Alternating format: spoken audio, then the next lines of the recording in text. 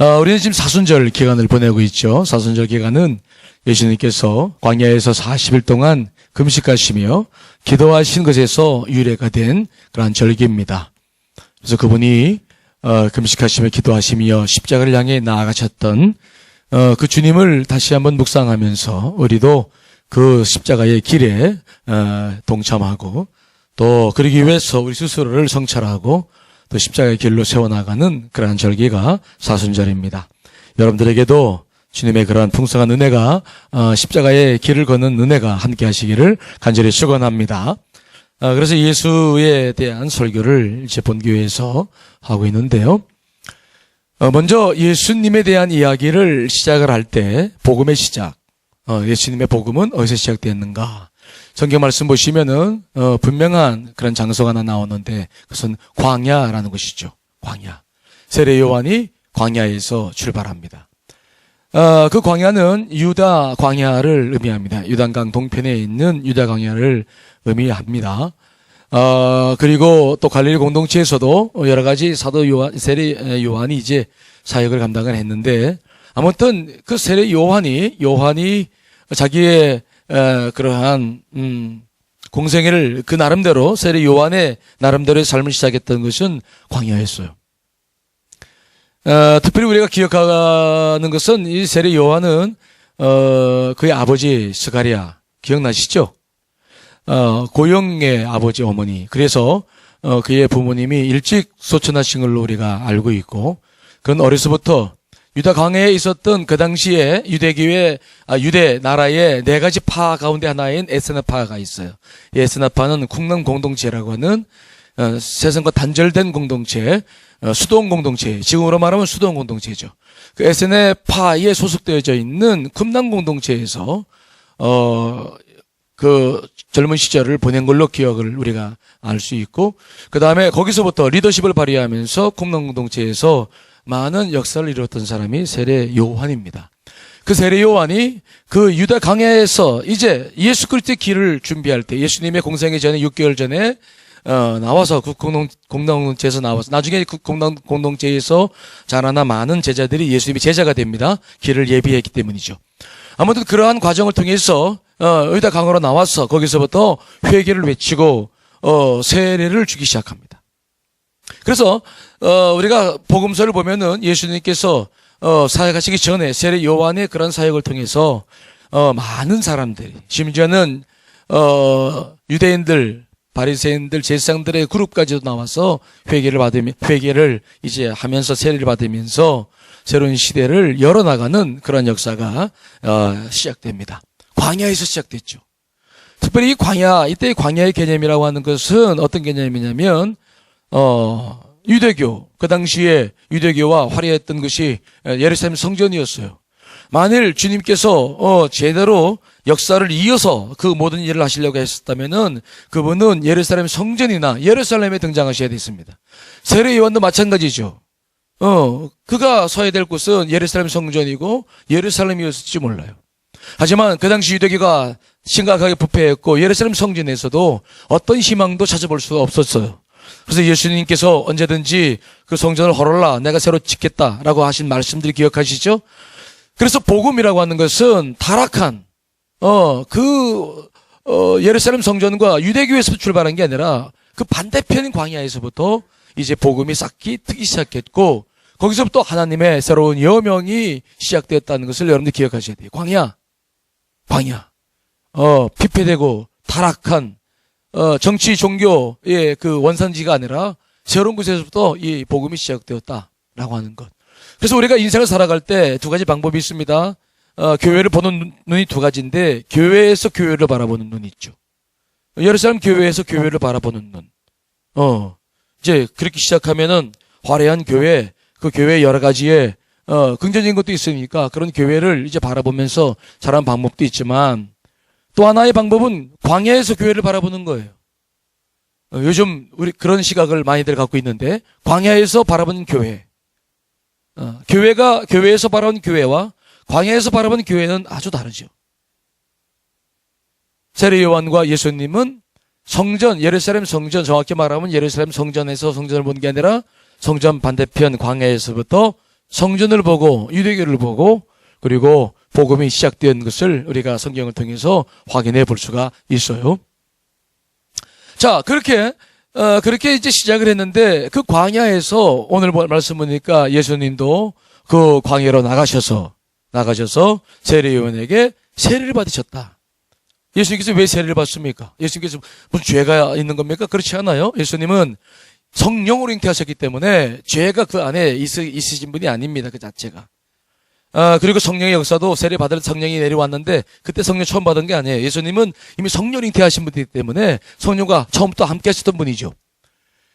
그분 왜 세례를 받았냐? 그분은 우리와의 동일시, 죄인과의 동일시죠. 그분이 하인과 본체시나 동등됨을 열 것을 여기지 아니하시고 내려오셔서 그러니까 몸을 입고 성육신 하셨는데 그 자체에서 더 한 단계 더 낮추셔서 우리 죄인과 동일하게 이제 동일시 하시는 거예요. 그래서 같이 세례를 받으시고 우리를 구원하시기 위해서 인간의 완전한 죄인의 모습으로도 그분이 들어가시는 모습들을 요한의 세례를 통해서도 우리가 확인해 볼 수 있죠. 우리와 동일시 하시려고 들어가셨다. 자, 그런데 문제는 뭐냐면 그래서 이제 비둘기처럼 성령이 내려왔고요. 그것을 우리가 대간식이라고 말해요. 예수 그리스도 공생애를 시작하시기 위한 대간실. 하늘의 문이 열리고 이는 내 사랑하는 아들이다. 기뻐하는 내 아들이다. 대관식이라고 말했죠. 예수님께 드디어 공생애를 출발하시기 위한 그런 대관식이 세례를 받으시고 하늘의 문이 열려졌어. 그래서 그때 우리가 복음서를 보면은 중요한 표현이 하나가 있는데 하늘이 갈라졌다 그런 표현이 있어요. 나오나요? 마가복음도 나오나요? 있나요? 마가복음에 없을 거예요. 마태복음이나 누가복음에는 기록되어 있는데 여기 있네. 여기도 물에서 예수님께서 물에서 올라오실 때 십례를 받으셨으니까 물에 푹 잠겼다가 모든 죄가 이제 우리처럼 푹 잠겼다가 올라오셨는데 그때 말씀 보니까 뭐가 하늘이 어떻게 됐다고요? 갈라졌다. 이것을 원어로 표현하면 하늘이 갈라졌다가 아니라 하늘이 찢어졌다 그런 표현을 쓰고 있죠. 찢어졌다. 이 찢어졌다는 말의 의미는 뭡니까? 찢어진 것과 찢어진 것과 이 도둑강이 난 것은 구분한 건 달라요. 이 찢어졌다는 것은 나중에 예수님께서 십자가에 못 박혀 돌아가셨을 때 그때 예루살렘 성전에 있던 성소와 지성소에 있던 뭐가 찢어졌습니까? 휘장이죠. 그거와 동일한 표현을 쓰고 있어요. 이미 예수님께서 공생을 시작하실 때부터 하늘을 찢으셨어. 찢었단 말의 의미는 뭡니까? 이 찢으신 것은 어떻게 하다 보니까 찢어진 게 아니라 하나님께서 의도적으로 아예 다시 묶으려고 다시 회복시키려고 하신 것이 그런 의도가 아니라 아예 찢어 놓아 버리셨다. 십자가상에서 이루어질 그러한 휘장과의 관계죠. 예수님이 십자가 지심으로 우리와 주님과의 관계를 여시기 위해서 우리가 주 앞에 담대한 마음으로 주 앞에 예배를 드리며 그분 앞에 설 수 있는 기회를 주시려고 아예 그냥 일부러 찢어 놓으셨다. 이건 어떤 다시 꼬매려고 하시는 거 아니에요. 그냥 찢어 놓으셨다. 그 표현이 이제 오늘 세례 받을 때 나오시는 거죠. 그러면서 놀라운 하나님의 대관식 예수 그리스도의 공생애가 이제 시작되는 것을 오늘 성경은 기록하고 있어요. 자, 그런데 문제는 뭐냐면 그 성령님께서 세례를 받은 세례 요한을 데리고 어디로 갔다고 그랬습니까? 오늘 어디로 갔다고 얘기하죠? 광야로 몰아가셨다. 이 말은 굉장히 적극적인 표현인데, 마태복음이나 누가복음에 나가보시면 성령의 인도함을 받았다. 그래서 광야로 갔다 그랬는데, 마가복음은, 굉장히 센 표현을 하고 있죠. 몰아내셨다. 자, 여러분, 오늘 본문의 말씀 12절로 13절 말씀을 같이 읽어보겠습니다. 시작. 광야에서 40일을 계시면서 사탄에게 시험을 받으시며 들짐승과 함께 계시니 천사들이 수종 들더라. 몰아내셨다. 이것은 수동적으로 성령에 의해서 이끌림받았다 그런 의미가 아닙니다. 우리가 헬라어 성경을 말씀 보시면은 이 말은 그런 표현이 아니라 성령님과 늘 함께 계셨기 때문에 예수님께서 적극적으로 본인 스스로가 어떤 필요에 의해서 광야로 일부러 나가셨다. 그러니까 수동적으로 광야에 이끌림받은 것이 아니라 예수님께서 자기 안에 계신 성령님과 더불어서 또 세례받았을 때 임하신 성령님과 더불어서 적극적으로 광야로 어떤 필요성에 의해서 나가셨다. 그것을 오늘 본문을 통해서 우리들에게 이야기해 주고 있어요. 뭐 어떤 필요가 있는 겁니다. 그냥 광야로 나간 게 아니라 어떤 의도가 있는 거야. 그 광야에서 뭔가 광야로 나갈 수밖에 없는 어떤 이유가 있는 거예요. 그래서 그 광야로 몰아가셨다. 광야로 가지 않으면 안 되는 어떠한 특별한 당위성이 있는 거죠. 그래서 그 광야로 몰아가셨다 그런 표현을 쓰고 있는 거죠. 그 왜 가셨을까? 성경에 말하는 광야는 뭐냐? 이 광야라는 개념은 신구약 성경을 통해서 굉장히 중요한 개념입니다. 그래서 먼저 예수님께서 그럼 광야로 나가신 이유가 뭡니까? 우리가 성경을 보면은 첫사람 아담이 하나님의 명을 어기고 선악과를 따먹었어요. 그렇죠? 그래서 죄를 지음으로 말미암아 그때 하나님으로부터 저주를 받았는데, 그래서 우리가 영적인 죽음, 육체적으로는 시한적인 시한부 인생을 살게 되었죠.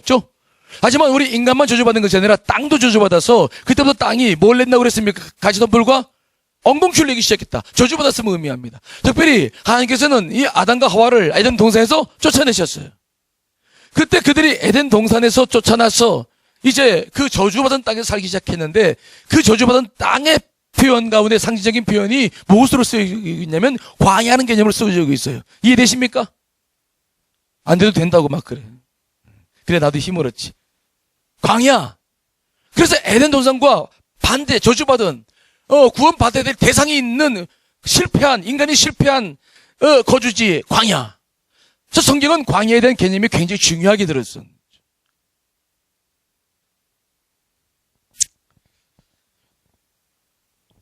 그래서 오늘 예수님께서 광야로 나가셨다는 개념은 뭐냐면 인간의 실패한 그 장소, 인간이 구원이 필요한 그 장소, 거기서부터 예수님께서 이제 복음의 시작을 하시기 위해서, 공생을 사시기 위해서 그쪽으로 나가시는 거예요. 그래서 성경의 말씀 보시면 구원의 함성, 하나님의 구원의 역사가 일어날 때 보면은 그 광야에 샘이 솟고, 그렇죠? 사막에 길이 난다는 표현을 쓰고 있잖아요.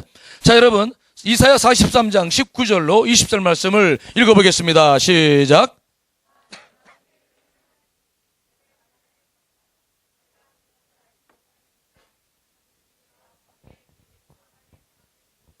장차 들짐승 곧 승냥이와 타조도 나를 존경할 것은 내가 광야의 물을 사막의 강들을 내어 내 백성 내가 택한 자에게 마시게 하실 것임이라 그랬죠. 그래서 그 광야의 회복이라고 하는, 광야가 에덴 동산처럼 다시 물이 흐르고 샘이 터지고 라고 하는 그 구원이라고 하는 중요한 의미가 광야에 담겨 있는 거죠. 그래서 예수님께서 서 있는 그 광야는 그러한 상징적인 의미가 있는 거예요. 또 하나 광야라고 하는 것은 여러분 잘 알다시피 이스라엘 백성들이 출애굽해서 가나안 땅 가기 전에 어디서 40년 동안 고생했던 데가 어딥니까? 광야죠. 하나님께서 이스라엘 백성들을 구원하시고 아브라함 부르셔서 그들의 후손을 통해서, 야곱의 후손을 통해서 자기의 백성을 만드시고 하나님 나라를 이루시기 위해서 그들을 출애굽했을 때 여전히 광야 개념, 그 회복의 개념이 필요했기 때문에 그들을 광야에서 말씀으로 이제 하나님 백성답게 이제 그들을 세우려고 광야로 훈련시키신 곳, 광야. 먹을 것이 없고 오직 하나님만을 바라볼 수밖에 없는, 거기서부터 하나님이 그들과 새로운 역사를 시작하시기 위해서 광야로 출발하셨죠. 하지만 이스라엘 백성들은 광야에서 성공했습니까? 실패했습니까? 그들은 처절히 실패했어요. 바른 광야에서 12명 정탐꾼을 보낸 다음에 그들은 10명의 부정적인 복을 통해서 철저하게 하나님 앞에 저주받았죠. 그리고 출애굽 2세대가 여호수아를 통해서 가나안 땅에 들어갔지만 그들도 역시 우상을 숭배하고 마지막 멸망을 하는, 그래서 그 광야라고 하는 것은 굉장히 뼈아픈 추억이 있어요. 인간 구원의 역사 속에서 광야는 참으로 황량한 것이고 우리가 생각해 봤을 때도 그 광야에는 아픔이 있는 곳이에요. 그래서 오늘 예수님께서 정말 공생을 시작하기 전에 그분이 먼저 서 계신 곳, 육신의 몸을 입으셨기 때문에 이제 공생애를 시작하시기 전에 그분이 서 계신 곳이 어디였느냐? 광야예요. 광야. 아무도 없어요. 성지순례 가서 이스라엘 백성들 예수님이 서 계셨던 광야 이런 데를 한번 가보니까 야, 정말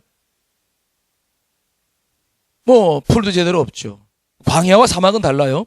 사막 같은 경우에도 생명이 잘 살지 않고 광야도 살지 않는데, 그래서 버림받은 곳이다라는 개념은 비슷해요. 그래서 사막과 광야가 그런 개념에선 성경이 나오는데 차이점이 하나가 있는데, 비가 오면 달라요. 비가 오면, 사막은 비가 오면, 비가 와도 사막은 풀이 자라지 않아. 물이 다 빠져버려요. 이해되시나요? 그러나 광야는 아닙니다. 광야는 풀이 나기 시작해요. 비가 그치면 다시 강렬한 태양 때문에 다시 그들이 죽을 수는 있지만, 그래서 광야는 아직 생명이 남아있는 곳이에요. 예수님께서 광야에 섰다는 개념의 의미는 뭐냐면 그 물이 없어서, 생명수가 없어서 죽어가는 그 영혼들을 다시 회복시킬 수 있던 가능성을 가지시고 서신 곳이 광야라는 뜻이 거기에도 들어가 있는 거예요. 무슨 말인지 이해되시죠? 그래서 지금 예수님께서 광야에 서 계신 거예요. 그래서 이 성령님께서 적극적으로 이제 예수님을 광야로 몰아가셔서 거기서부터 시험을 받으시면서 인간이 실패했던, 인간이 정말 처절하게 파괴당했던 그곳에서부터 예수 그리스도의 복음의 역사가 시작되는 것을 성경이 오늘 증언을 하고 있는 거죠. 자, 근데 중요한 것은 뭐냐? 예수님께서 육을 입고 광야에 서셨기 때문에 거기서는 세 가지의 시험을 이제 허락하셨고, 그 세 가지의 시험을 통과하고 난 다음에 공생애를 출발하는 것을 여러분들이 잘 아실 겁니다. 오늘 마가복음에 기록되어 있지 않지만 그 세 가지의 기록들이 마태복음, 누가복음에 잘 기록되어 있는데요. 자, 먼저 첫 번째 시험이 뭡니까? 자, 마태복음 4장 2절로 3절에 있는 말씀 읽습니다. 시작.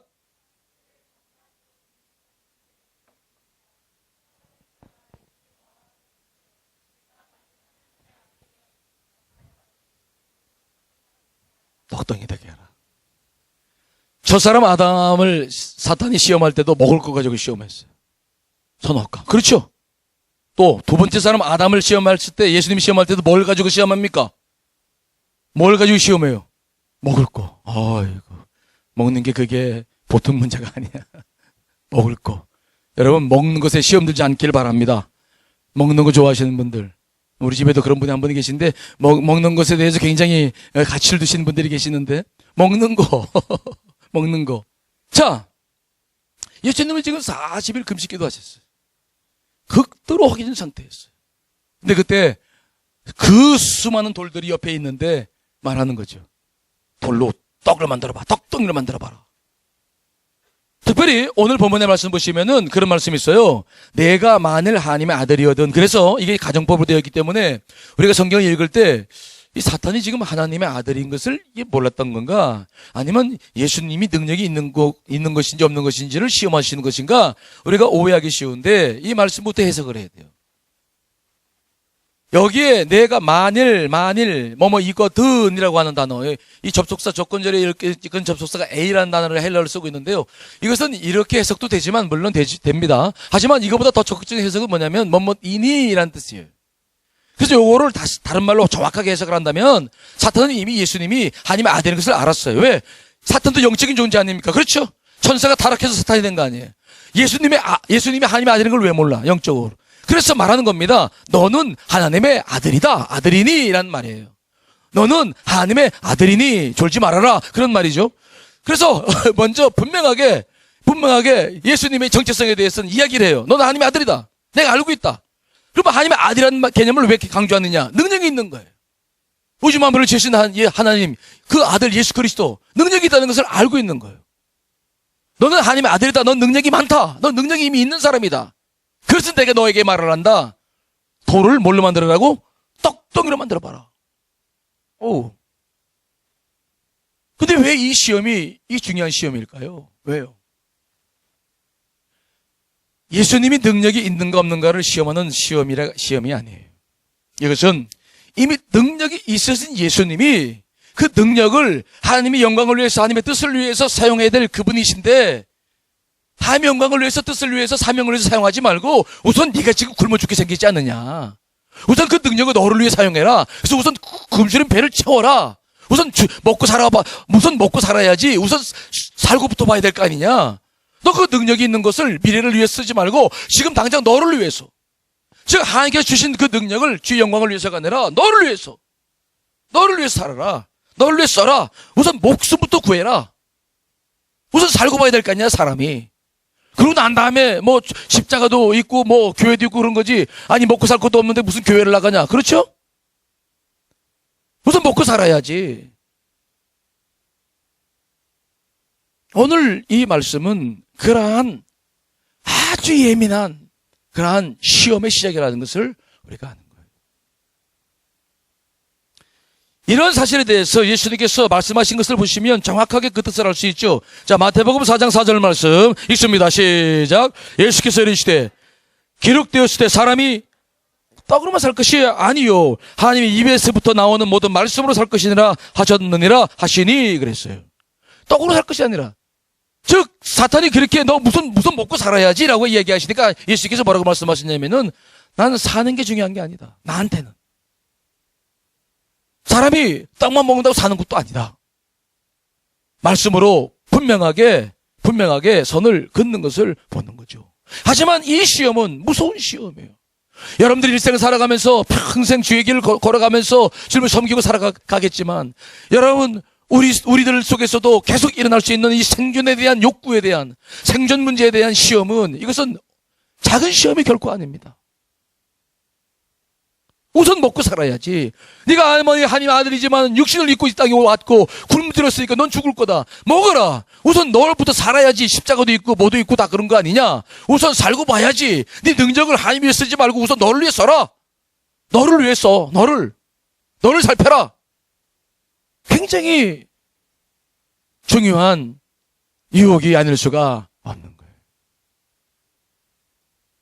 우리는 떡으로란 말을 돈으로란 말로 바꿀 수 있어요. 지금은 돈 없이는 살아요, 못 살아요? 못 살죠. 돈 없이는 못 사는 시대를 우리는 살아가고 있죠. 돈이면 다 됩니다. 안 되는 것도 없는 것 같아. 거의 될 것 같아.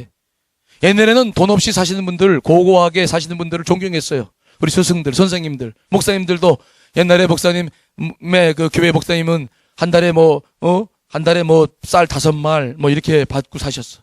하루에 2끼씩 먹고. 난 목사님이 다 그런 줄 알았어요. 그래서 신방 가면 그렇게 잘 차려주시는 거야, 교인들이.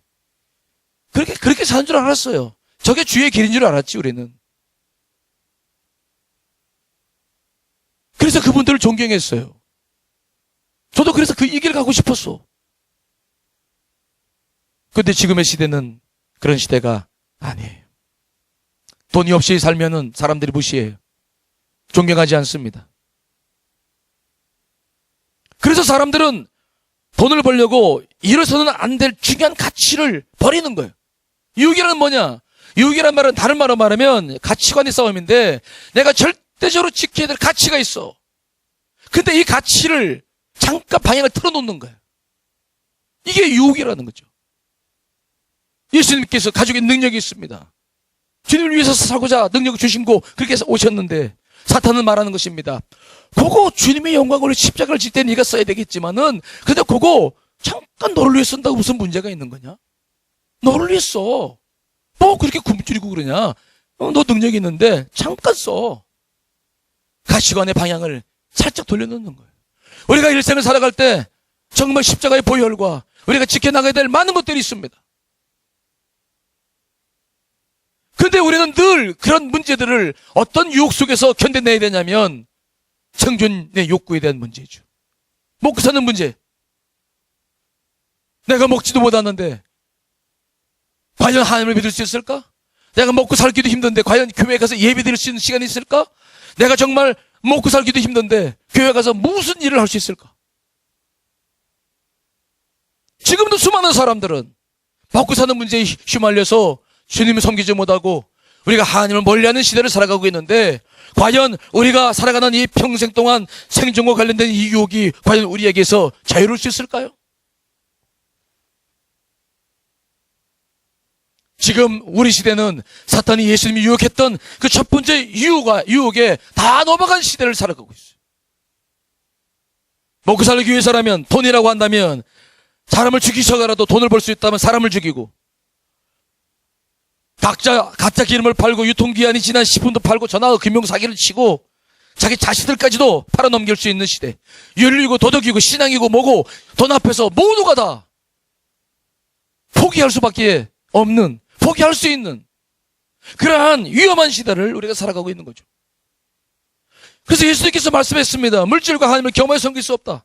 정말 우리는 그 시대를 살아가고 있는 거예요.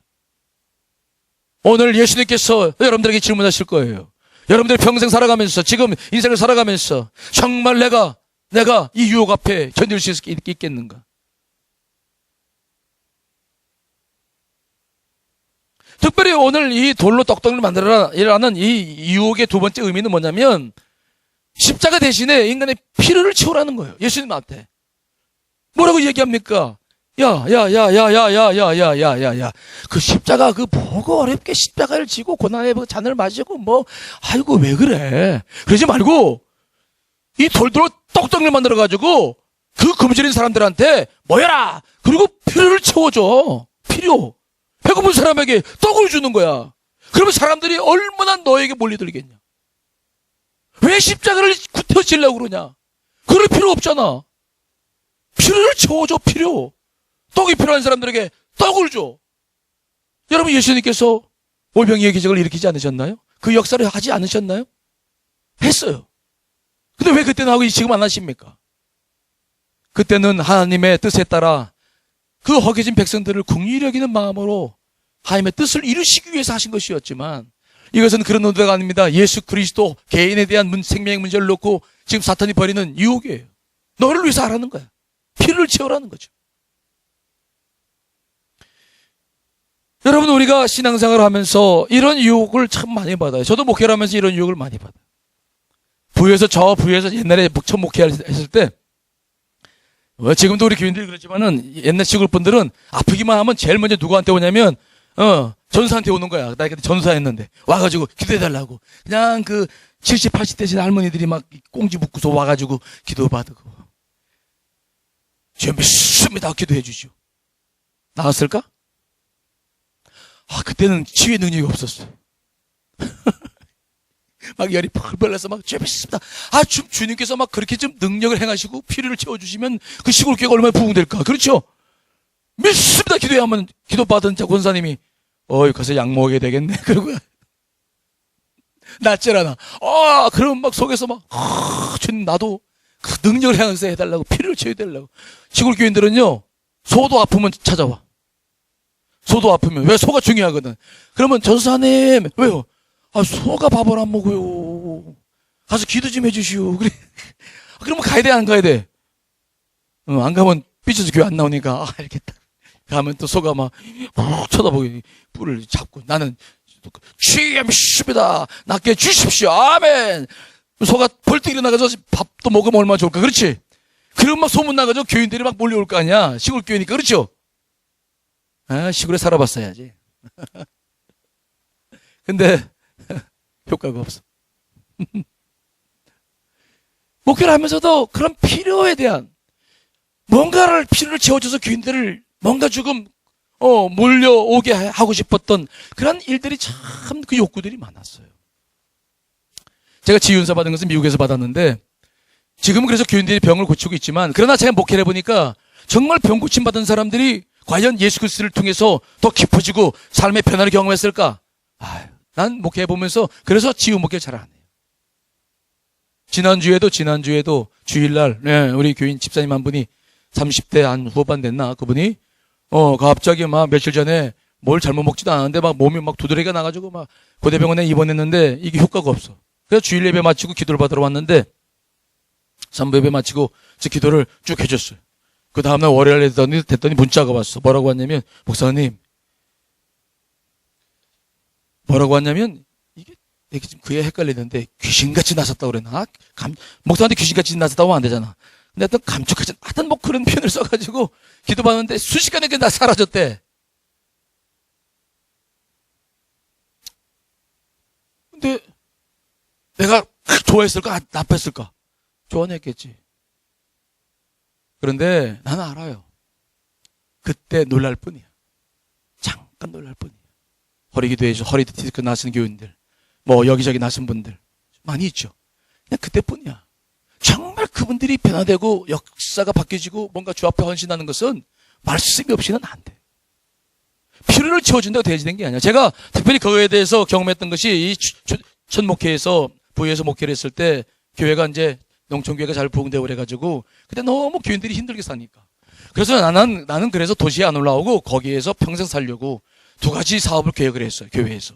첫째는 뭐냐면 특수농작, 수박을 지금도 많이 짓고 있는데 그때 수박을 막 교인들로 또 하고 배우게 하고 그래서 직거래 하고 막 그런 먹고 사는 문제에 대한 관심을 많이 가졌고 두 번째로는 거기가 이리가 가까워서 보석 가공을 잘 할 수 있어요. 그래서 호주나 이런 데서 원석을 이제 수입해다가 거기서 공동체를 만들어서 기계를 갖다 놓고 원적 가공을 하고 그리고 또 무궁에 난 계란, 여러분 사료 먹지 않고 하는 있어요. 그 계란에 이제 그런 닭을 키우려고 땅도 도마지게 얻어놓고서 그러면서 교회가 이제 그런 투자를 하기 시작했어요. 그들의 못 사는 사람들 필요를 채워주자. 근데 내가 그때 많은 깨달음이 있었어요. 어떤 깨달음이냐. 그렇게 시골 교인들이 천사 같고 정말 연세가 많이 됐지만 그냥 얼마나 좋으신 분들인지 몰라. 근데 그들의 필요를 채워주려고 교회가 물질의 문제를 관심을 갖고 공동체를 일으키기 시작하니까 그 사람들이 변하기 시작하는데 막 서로 싸우기 시작하는데 교회에서 막 머리끄댕이 붙잡고 싸워. 난 그런 모습을 처음 봤어요. 물질의 문제가 필요를 채워준다고 하는 노력이 이 영적 공동체인 교회에 어떤 영향을 미치는지를 그때 처음 경험했어요. 이건 안 되겠구나. 교회라고 하는 것이 영적인 필요를 채워줘야지 육적인 필요를 채워준다고 그래서 사람 달라지는 것도 아니고 이것이 십자가의 어떤 은혜를 일으키는 것도 아니고 이건 아무것도 아니구나. 저는 그때 그 깨달음 때문에 우리 안산관님 교회에서 지용 선생님이 그때 막 강하게 오라고 그러셔서 내가 안산관님께 부모사로 왔어. 오늘 사탄이 예수 그리스도에게 제일 먼저 요구하는 게 뭐냐? 돌을 뭘로 만들어라는 거예요? 똑똑이로 만들어. 네 능력을 우선 너를 위해 써. 너를 위해 써. 사람들 필요를 채워. 너도 채워. 뭐 다른 게 뭐가 있냐? 여러분, 그러나 그것은 복음이 아니에요. 십자가의 길이 아닌 거예요. 그걸 가지고 우리가 구원받았다. 구원시킬 수도 없고 세상을 변화시킬 수도 없다는 것을 오늘 예수님께서 너무 잘 아시는 거예요. 그래서 말씀하셨습니다. 사람이 떡으로만 사는 것이 아니 여호와의 입에서 나오는 모든 말씀으로 사는 것임을 알아야 된다. 신명기 말씀을 통해서 사탄을 물리친 역사를 우리가 바라보는 거죠. 그렇게 첫 번째 유혹을 예수님께 승리하니까 두 번째 이제 사탄이 예수님을 어디로 데려가냐면 예루살렘 성벽으로 데려갑니다. 들어가서는 예루살렘 성벽의 제일 높은 곳 저 소녀 꼭대기에 딱 세워놓고 뭐라고 하느냐면 뛰어내려라. 자, 오늘 본문의 마태복음 말씀 같이 볼까요? 마태복음 4장 5절 6절에 있는 말씀 읽습니다. 시작.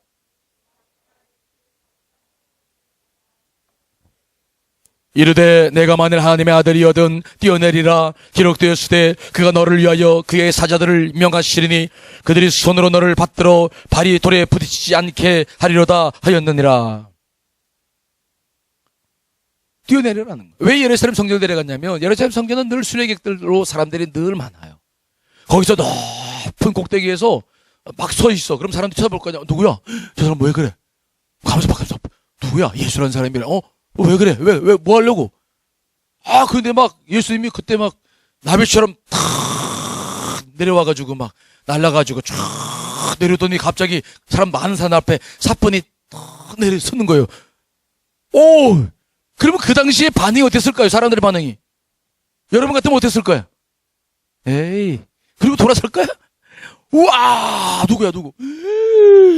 우와! 아마 사람들이 그룹들이 모여가지고 금방 영웅이 될 거야. 금방 그 사람은 스타가 된다고. 오늘 사탄이 두 번째 요구하는 게 뭔지 아세요?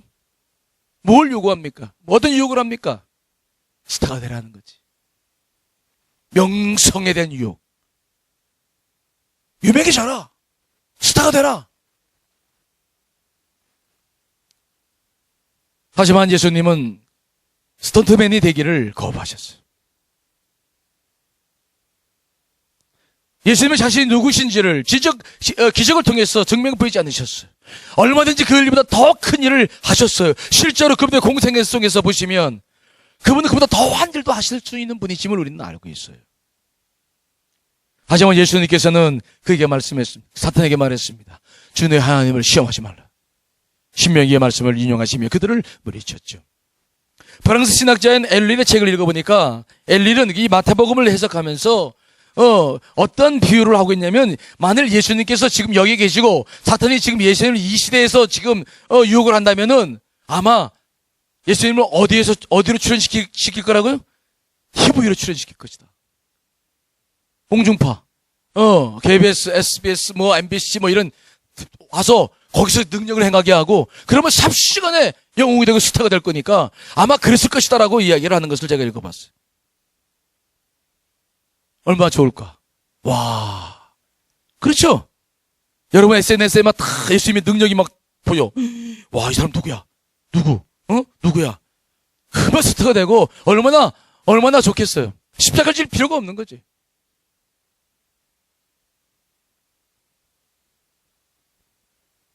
지금 우리가 살고 있는 이 시대도 전부 스타가 되려고 하는 사람들로 꽉 차 있는 시대를 살고 있죠. K-팝 뭐 선발대회인가? 그거 K-팝 K-팝 스타.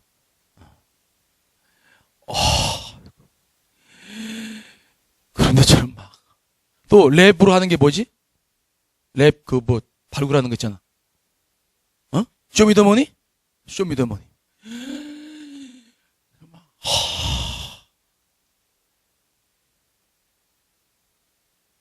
서로 경쟁시키고 이기게 만들고 그 재미를 보고 다 좋다고 깔깔거리고 또 뭐더라? 나는 가수다. 봤지? 소통이 안 되네. 하여튼 나는 가수다. 또 모든 프로그램들이 요즘은 전부 지들끼리 경쟁이야. 또 뭐냐? 복면가왕. 또 뭐가 있지? 아무튼 모든 게 경쟁이고 그 속에서 살아나는 한두 사람이 영웅이 돼야 되고 그 사람만 바라보고 바라보는 모든 사람들은 1등만 누가 그런 말 했잖아요. 1등만 기억하는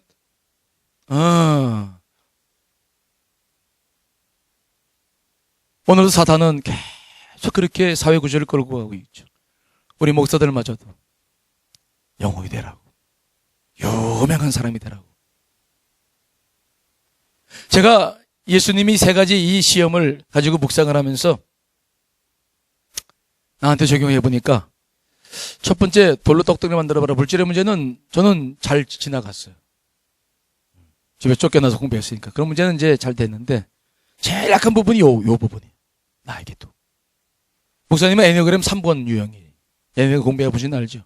3번 유형들은 뭔가 막 쟁취하고 모필하게 나가고 외모를 굉장히 중시 여기고 드러나기를 좋아하는 사람들. 내가 그런 사람들. 본질, 내 안에 있는, 속에 있는 뭐라 그럴까? 그 기질이. 그러니까 얼마나 이 유혹에 약한지 몰라요. 그렇다고 내가 TV에서 나오는 목사님들을 욕하는 거 아니에요? 그분들 소중한 사역을 하니까. 그분 욕하는 건 아니에요. 하지만 그런 기회가 주어지고 정말 뭔가 그런 문제에 대해서 내가 자유로울 수 있을까? 전 솔직히 말하는데 아직 이 문제 해결이 안 됐어요. 내가 노력하려고 정치적인 것들 그런 것도 안 하고요. TV, 개독 TV 이런 데서 여러 분 찾아오죠. 근데 다 그 모든 것들이 하기에는 우리 교회가 아직 적절치 않아요. 많은 돈이 들어가야 되는데 그것을 위해서 그렇게 돈을 한 달에 몇 천만씩 써가면서 그럴 수도 없고 그럴 필요도 없고 우리 교회는 선교를 많이 하는데 거기다 돈 투자해가지고 믿는 사람들은 또 그럴 필요도 없잖아. 하지만 정말 이 유명해지려고 하는 이 명예를 얻고자 하는 이런 것들이 이게 정말 이게 얼마나 집요한지 몰라요. 여러분들의 생의 에너지가 정말 이런 것이 되지 않기를 저는 간절히 축원합니다. 정말 이것 때문에 살질 않아야 돼. 이것이 얼마나 지금 기독교 교회 우리 목사들을 정말 추락시키는지 모릅니다. 정말 거절하기 어려운 것이지만 이것 때문에 우리가 얼마나 많은 몸살을 하는지 몰라요.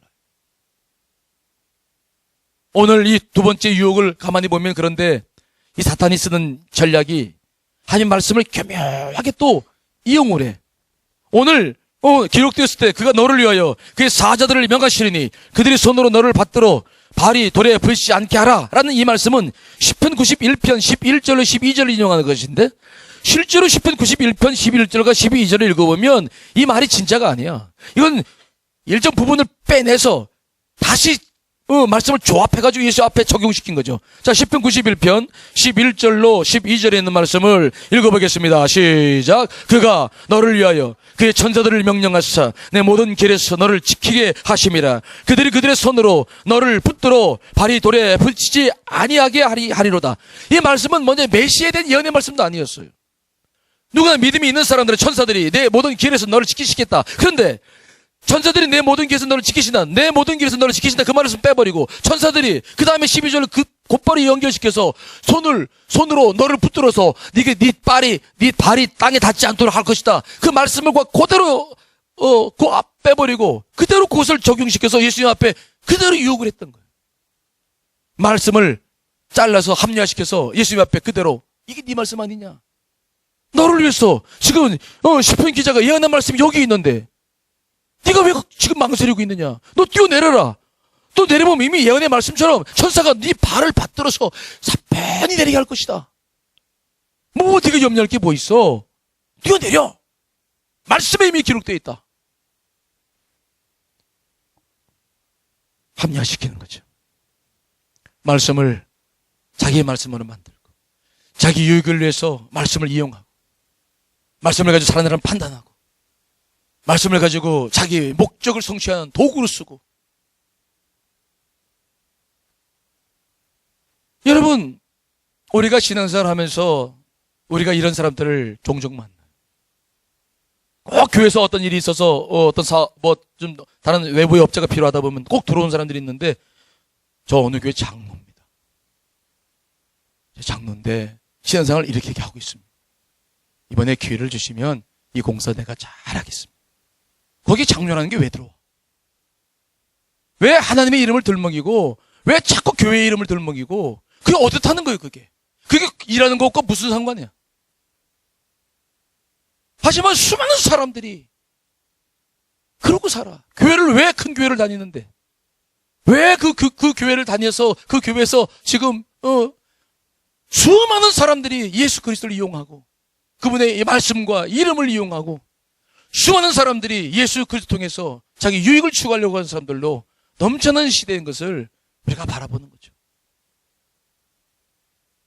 정말 그래야 될까? 여러분, 말씀은 분명히 나를 위해서 있는 말씀이지만 우리가 말씀을 이용해서는 아니 되고 정말 말씀 앞에 무릎을 조아리고 순종할 수 있는 우리 모두가 되시기를 간절히 축원합니다. 말씀 앞에 순수하게 서 있어야 돼요.